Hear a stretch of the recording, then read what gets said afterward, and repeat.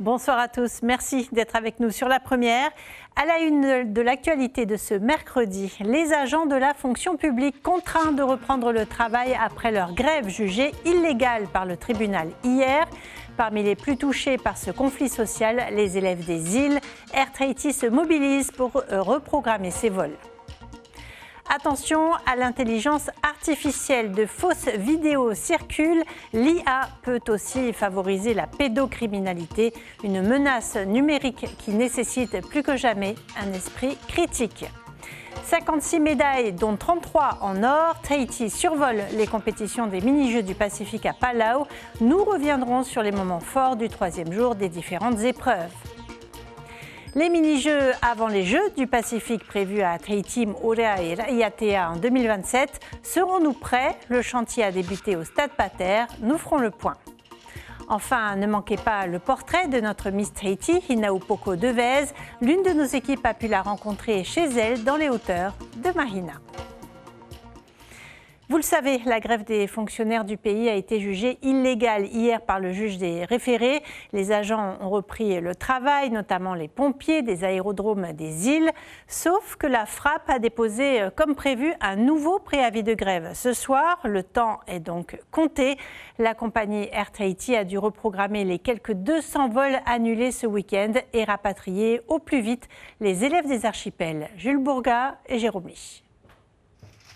Mihirani a fait ses bagages à 3 h du matin, pour la deuxième fois en quelques jours. Mais arrivé au guichet, mauvaise surprise, son vol pour Tuamotu est annulé. Je sens un peu de colère envers eux et aussi un peu déprimante parce que j'ai appelé mes parents, je les ai dit je suis à l'aéroport et tout. Et bien arrivé devant le guichet, ils disent que c'est annulé. Du coup, ça me désespère vraiment de ne pas pouvoir rentrer. J'espère parce que j'ai des copines qui ont déjà leur date de retour. Du coup, j'espère aussi avoir ma date de retour comme eux. Une situation difficile à gérer aussi pour son oncle qui l'accueille chez lui à Papara. C'est pas que je suis fiou de partir à 3h30 du matin, me lever à 3h tous les jours pendant une semaine, sachant que j'ai un travail derrière de 7h à 15h. Mais il y a de l'espoir. Air Tahiti est sur le pied de guerre pour reprogrammer les vols annulés ce week-end. On a pu hier mettre en place 4 vols australes, aujourd'hui 6 vols marquises. On a pu reprendre Huahine aussi, qui n'était pas desservi depuis samedi. Quelques vols Tuamotu. Donc voilà, jusqu'à aujourd'hui, c'est des programmes un petit peu restreints, parce que la situation nous l'oblige. Mais à partir de demain, on revient dans une situation plus normale, en essayant bien sûr de faire le maximum pour transporter tous ceux qui attendent encore. Cet après-midi, 61% des plus de 1500 élèves internes ont déjà été rapatriés selon la DG2E. Mais c'est un travail minutieux pour savoir où sont les étudiants et les reprogrammer sur un vol.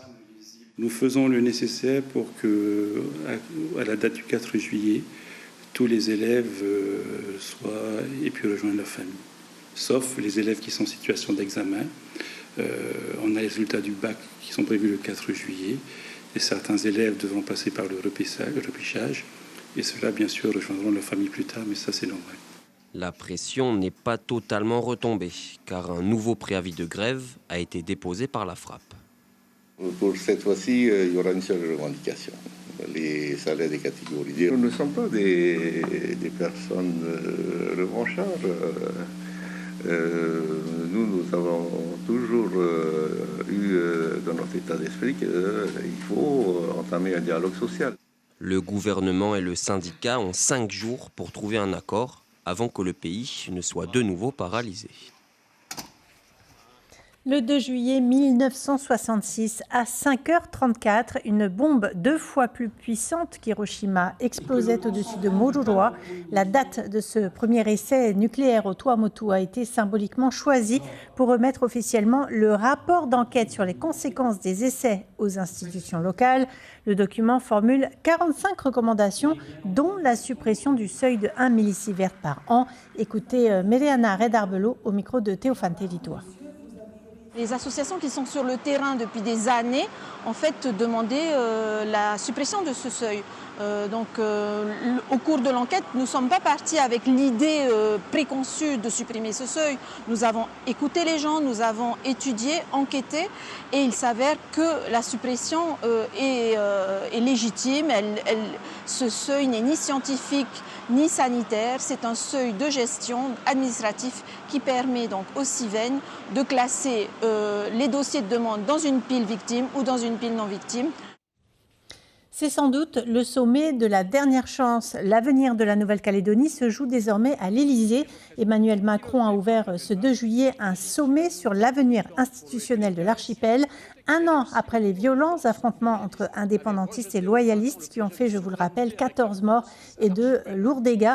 Laïd Beritane revient pour nous sur les enjeux de ce sommet. Emmanuel Macron va tenter depuis l'Élysée une nouvelle relance des discussions sur l'avenir institutionnel de la Nouvelle-Calédonie. Pour preuve, l'un de ses plus proches collaborateurs, son directeur de cabinet, Patrice Faure, chargé du dossier à la présidence, assistera aux négociations politiques pilotées par Manuel Valls qui débuteront dès ce mercredi soir, heure de Paris. Mais tout cela, loin de la presse, des micros et des caméras. Les acteurs de ce sommet sont priés de négocier à huis clos, d'où notre impossibilité de les interroger. Le chef de l'État a décidé l'organisation d'un sommet à Paris après l'échec le 8 mai dernier, des négociations menées à Deva par le ministre des Outre-mer, qui avait réussi le tour de force en février de remettre les deux camps dans une même pièce. Les loyalistes avaient rejeté au printemps le projet de souveraineté avec la France proposé par le ministre d'État, y voyant une manière d'accorder l'indépendance à l'archipel. L'épisode avait d'ailleurs révélé les divergences de vues entre l'Élysée, davantage liées aux loyalistes, et le ministre, dont l'idée a plu aux indépendantistes. Emmanuel Macron ambitionne de présenter un nouveau projet pour la Nouvelle-Calédonie, après s'être cassé les dents sur ce dossier depuis 8 ans.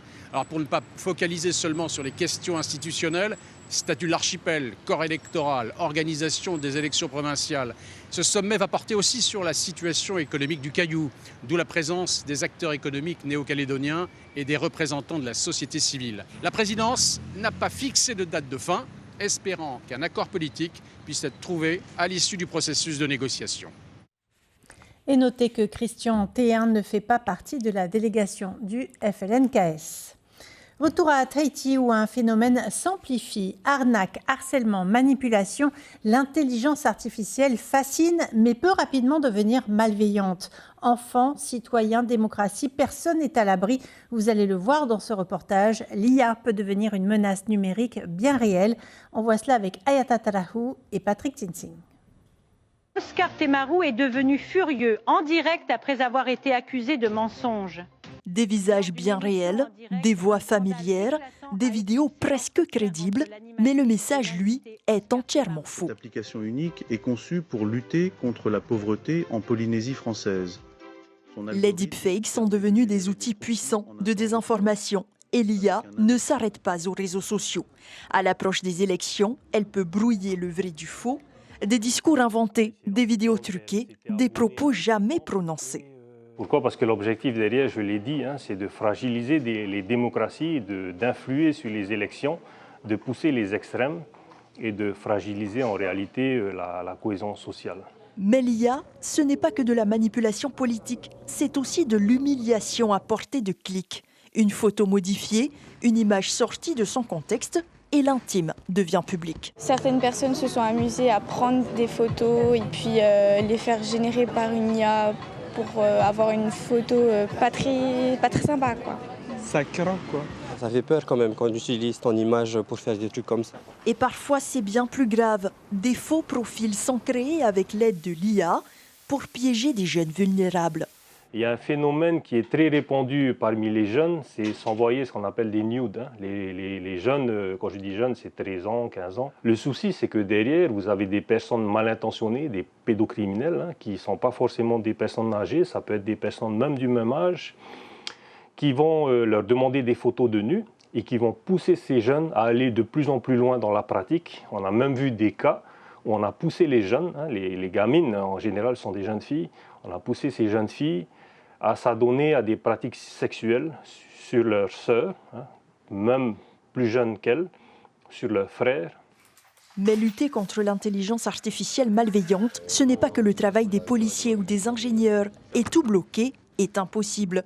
Mais apprendre à regarder, à douter, à vérifier est à la portée de tous. Faire attention à la qualité de l'information parce que ça peut être souvent les IA qui vont générer des vidéos. C'est sur des sujets qui sont très touchy, des sujets qui vont amener beaucoup de commentaires, une hype ou de haine. Et en fait, c'est vraiment s'assurer que l'info est bien transmise sur d'autres médias. Car une chose est sûre, l'intelligence artificielle ne va pas disparaître. Elle est déjà dans nos téléphones, nos conversations, et elle va continuer à évoluer. Alors, la lucidité semble être la meilleure protection et l'esprit critique, c'est sans doute ce que l'humain a de plus précieux. En bref, à Punaouia, une cérémonie citoyenne a permis à une trentaine de participants tout juste âgés de 18 ans de recevoir leur carte d'électeur, un symbole du passage à l'âge adulte. Allez, on vous emmène à Palau maintenant retrouver nos athlètes. Tahiti est toujours très largement en tête au tableau des médailles des mini-jeux du Pacifique. Après 3 journées de compétition, la 4e se dispute en ce moment. Eh bien, nous continuons d'être leaders avec 56 médailles, dont 33 en or. On revient sur les moments forts des épreuves de la nuit dernière avec Majuki Duri, Melissa Chang et David Chang. Concentration maximale pour la finale par équipe de tennis de table. Les Polynésiennes livrent un duel intense face à la sélection de Papouasie-Nouvelle-Guinée et s'imposent 3 victoires à 0. Évidemment, avant le jeu, toujours un peu de stress, mais plus d'envie de gagner que de stress. Parce que s'il y a plus de stress, de toute façon, j'aurais fait n'importe quoi. Et puis, ma motivation, c'était de motiver toute l'équipe avant tout. Du côté des hommes, la finale contre la Nouvelle-Calédonie est plus disputée. Tahiti gagne un premier match, mais l'adversaire égalise. Il faut alors se remobiliser. Il faudra chercher les 3 points pour faire la victoire, quoi. Il faudra que ça continue à gagner. Voilà. Et heureusement, Tahiti gagne les 2 matchs suivants pour s'imposer 3 victoires à 1 dans cette finale. Bilan du jour pour les pongistes, 3 médailles d'or par équipe hommes et femmes et en équipe para-hommes et 1 médaille d'argent décrochée en équipe para-femmes. Le sable, surface de prédilection pour les Tahitiens en lutte. La discipline fait même partie des Tuaru Maori, alors pourquoi pas briller une fois de plus pour cette ultime journée en lutte dans cette compétition. Vaiteha Wotsenasek décroche sa 2e médaille d'or dans ces mini-jeux alors que Tamaterei Hervé en empoche une 3e. Le lutteur tahitien frappe fort avant d'enchaîner la semaine prochaine dans une autre discipline. Pour l'instant, contrat rempli. Maintenant, repos avant d'attaquer et d'enchaîner lundi avec le judo. Parmi les épreuves en natation, le relais est toujours la plus animée. Le public est euphorique, plus encore quand la victoire est indécise. Cela a été le cas pour la finale du 4x200 relais libre. Mal embarqué pour le dernier passage, Naël Roux donne tout ce qu'il a durant les 8 longueurs pour rattraper le retard de son équipe et gagner la médaille d'or. On n'était pas sûr de gagner et toute l'équipe s'est donnée à fond et c'est ça le plus important. Très bonne journée également pour le Va'a polynésien. Les hommes et les femmes ont décroché 2 belles médailles d'or en V6 1500 mètres. L'expérience de la gestion de l'effort et des virages fait la différence avec les autres nations. Bilan, 4 médailles dont 3 en or et celle de Temoana Taputu en V1 marathon. Ranitea Mamatui a fini en argent chez les femmes sur le parcours de 16 km. Après une victoire et une défaite sur les 2 premiers matchs de poule, les volleyeuses de Tahiti avaient besoin de regagner de la confiance durant ce 3e match. C'est ce qu'elles ont fait contre une solide équipe de Wallis. Les Polynésiennes s'imposent finalement 3-7 à 0. C'était vraiment super comme match. Les Wallisiennes, elles se sont battues aussi. Et nous, on a fait plus que se battre sur le terrain. On était vraiment ensemble sur le terrain. 4e match des volleyeuses, cette nuit contre les îles Mariannes à 22h, heure de Tahiti. Et Tahiti est donc en haut du classement avec 33 médailles d'or. Les Samoa sont 2e avec 9 médailles d'or et les Fidji sont passés 3e avec 6 médailles d'or. Les prochains Jeux du Pacifique se tiendront chez nous en 2027, précisément du 24 juillet au 8 août 2027. Au total, 24 pays du Pacifique et 4500 athlètes sont attendus sur plus de 25 sites de compétition répartis entre Tahiti, Moorea et Raiatea. Les travaux de réhabilitation commencent avec le Stade Pater. Pendant cette période, les clubs et les fédérations devront déménager et s'adapter. Le point avec Turouru Guerra, Rohan Pauturu et Dylan Fels. Les premiers coups de pelle ont été donnés. Le Stade Pater ferme ses portes pour 1 an de travaux. Parmi les rénovations majeures, la piste d'athlétisme et le terrain de football. Autre chantier d'envergure, le stade de Fatawa. Il figure parmi les infrastructures les plus complexes à rénover. Sa fermeture est prévue dans 1 mois. Sur l'infrastructure où on a le plus de contraintes, c'est Fatawa, parce qu'il y a énormément de choses qui se passent sur Fatawa. Sur les autres, on est pour la tenue des compétitions, parce que c'est ça notre priorité. On est dans les temps. Fatawa, en fait, il y a énormément de pratiques pour les compétitions identifiées pour les Jeux du Pacifique. C'est pour ça que c'est notre site le plus complexe. Entre le tennis, la salle omnisport, le terrain de rugby, le dojo, en fait, il y a plusieurs travaux sur un seul et même chantier. Le stade de la Punar'u fermera à son tour au premier semestre 2026. En attendant, clubs et fédérations sont progressivement repositionnés sur d'autres sites sportifs. Des sites qui devront être pleinement opérationnels dès la rentrée, notamment pour accueillir les scolaires. Pour la Fédération polynésienne de rugby, l'heure est venue de faire ses au revoir au stade de Fatawa. Son dernier match y sera joué ce samedi. Ça reste un énorme défi parce que localement, pour nos compétitions, on a du mal à se projeter. Aujourd'hui, on est dans une phase de discussion avec l'IJSPF sur quel terrain de réserve on peut aller, comment est-ce qu'on va adapter nos compétitions. Donc c'est un peu compliqué, mais on sait que c'est pour la bonne cause. Les Jeux du Pacifique se tiendront pour la 3e fois à Tahiti, 32 ans après la dernière édition. Au total, le budget consacré à l'événement s'élève à 12,5 milliards de francs pacifiques, dont 3 milliards financés par l'État. Les candidats à l'élection de Mister Tahiti ont été présentés ce matin dans un hôtel de Fa'a'a. Ils sont 10 et âgés de 18 à 43 ans. Qui succédera à Carl Shungtan, Mister Tahiti 2024? La réponse le 27 septembre à la soirée d'élection prévue cette fois à To'ata. Un bal masqué sera organisé le 16 août sur le thème de la Rome antique. Autre concours de beauté, celui de Miss France, auquel se prépare notre Miss Tahiti, Hinaupoko Devez. Elle est la 3e des 30 candidates régionales à Miss France déjà connues du grand public. La jeune femme d'origine marquisienne par sa mère a passé une 15aine d'années dans l'Hexagone avant de rentrer en 2023. Elle a fait des études de droit et de psychologie et du mannequinat. Turouru Guerra et Jérôme Lee l'ont rencontrée chez elle dans les hauteurs de Mahina. Hinaupoko Devez. C'est un rêve éveillé pour toute la famille Devez. Leur Po'otu des Marquises, originaire de Wapau, est devenue Miss Tahiti 2025. 4 jours après son sacre, Hinaupoko profite d'un moment de calme. Chez elle, entourée des siens, elle redescend doucement de son nuage. Du mal à réaliser, honnêtement. Toujours dans ma petite bulle. J'ai pu voir un petit peu des changements dans ma vie, des regards qui changent. Quand je passe ou que je rencontre des personnes, tu vois beaucoup d'enthousiasme, beaucoup de personnes qui viennent te féliciter. Ça fait vraiment chaud au cœur, le cœur rempli de gratitude. Hinaupoko a grandi dans une famille recomposée, soudée et portée par des valeurs fortes, respect, écoute et persévérance. Au centre de ce foyer, une figure essentielle, Léa, sa mère. Entre elles, c'est une relation presque fusionnelle. Je crois que mon cœur, à ce moment-là, s'est arrêté de battre. J'étais comme ça, ankylosée. C'est pas possible, c'est ma fille qui a gagné. Tout le monde est venu à côté de moi pour me porter presque. Ils sont tous venus me chercher. Allez, maman. Ils sont tous que comme si j'ai gagné. J'ai gagné en même temps qu'elle, quoi. Non, mais c'est fabuleux. Plus d'1 an et demi de préparation pour ce concours de beauté. Un travail intense, mené main dans la main avec Ihivei, sa chaperonne. Présente à chaque étape, elle l'a guidée et poussée à se dépasser.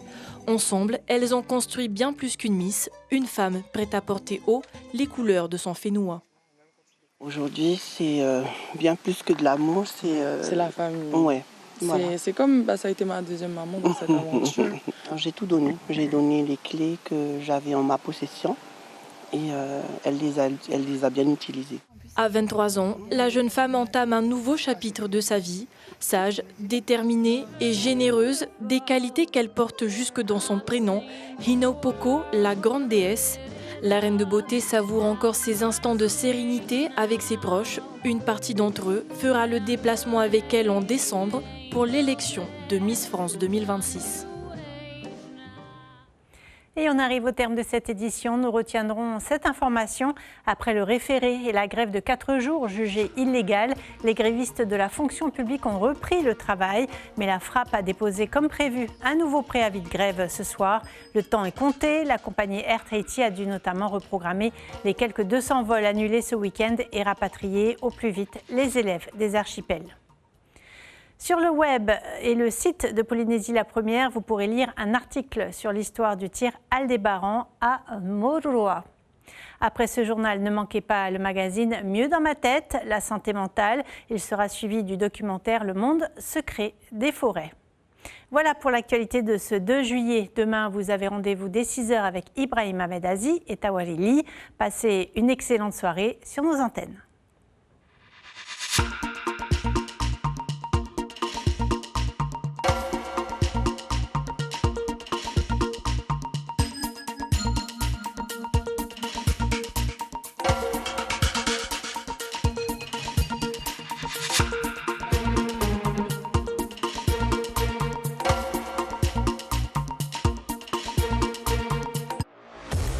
Retrouvez toute l'info sur WhatsApp en scannant notre QR code.